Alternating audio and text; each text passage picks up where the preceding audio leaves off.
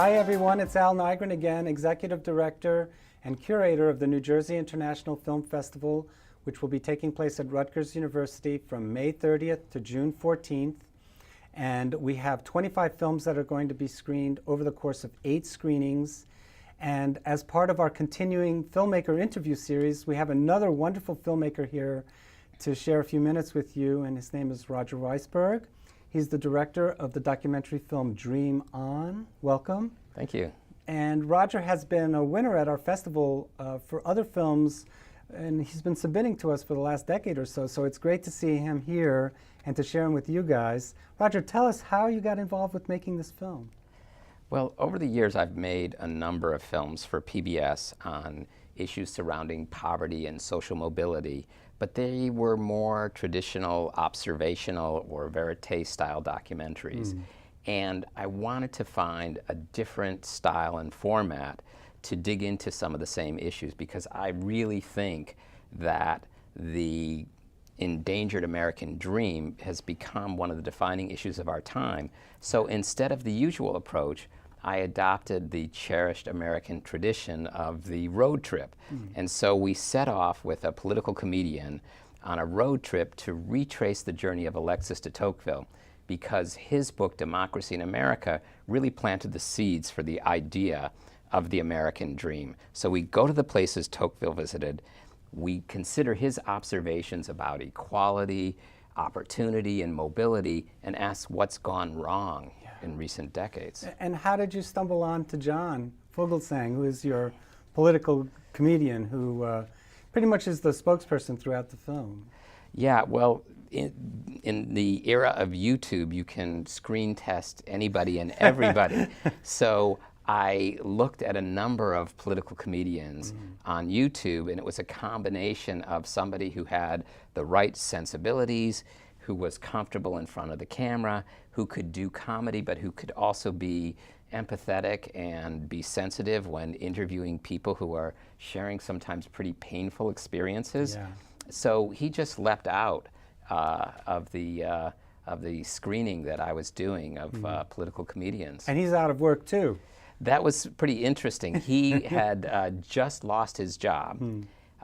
He was a host of I think it was a weekly, or it might have been a daily talk show. And when that network was sold to Al Jazeera, he was out of a job, and he was really afraid for his future. So in some ways, he was in the same situation as a lot of the people he was interviewing, where their futures were really tenuous.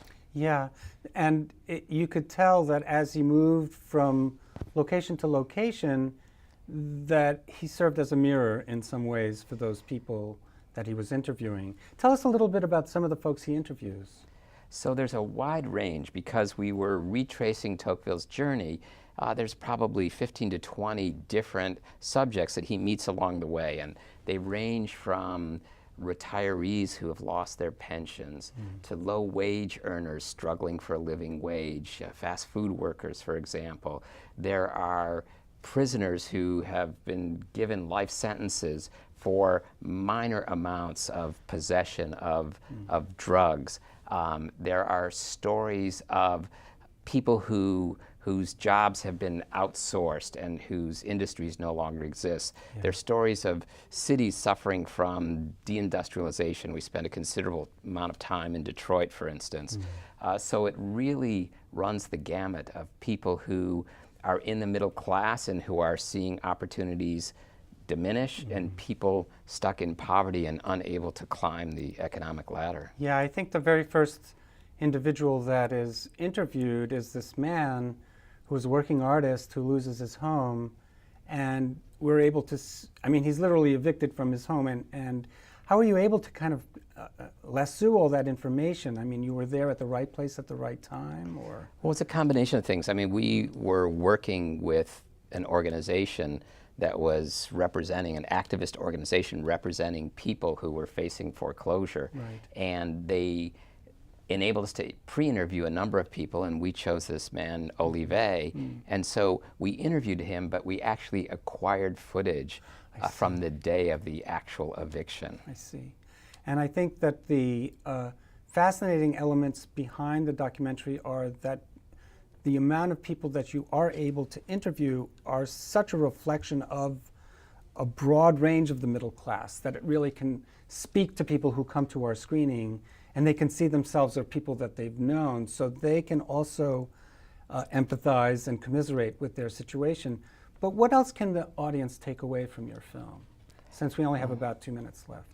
Well, I think that the audience will feel that although the American dream is in peril and the middle class is shrinking and fewer people are able to lift themselves out of poverty than in previous generations, the dream isn't dead. And there are a number of stories that put a more positive spin on it, not to mention the fact that we take a stand-up monologue that John Fugelsang wrote and delivered, and we weave it throughout the film. Yes, I was going to mention so that too. there is some relief from the otherwise relentless storytelling of people who are facing a bleak future. Right. So I think that what people can take away most of all is that the American dream is in jeopardy, but not dead, and the fact that all of the politicians in the presidential race and every pundit you hear on TV is all of a sudden talking about social mobility and the American dream and trying to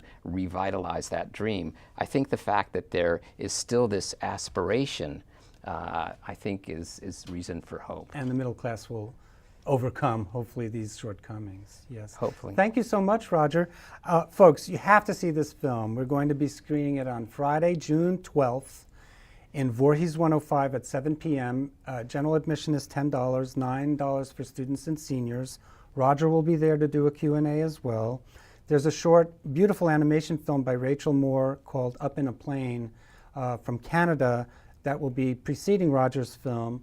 And so you also get free food courtesy of Jimmy John's. Jimmy John's will be providing food to all of our screenings. So if you get there before, make sure you grab one of those. They're really tasty. So please join us at the New Jersey International Film Festival. General information can be obtained at our website, which is www.njfilmfest.com, or you can call us at 848-932-8482. Thanks so much for joining us, Roger. My pleasure. Thanks, everyone.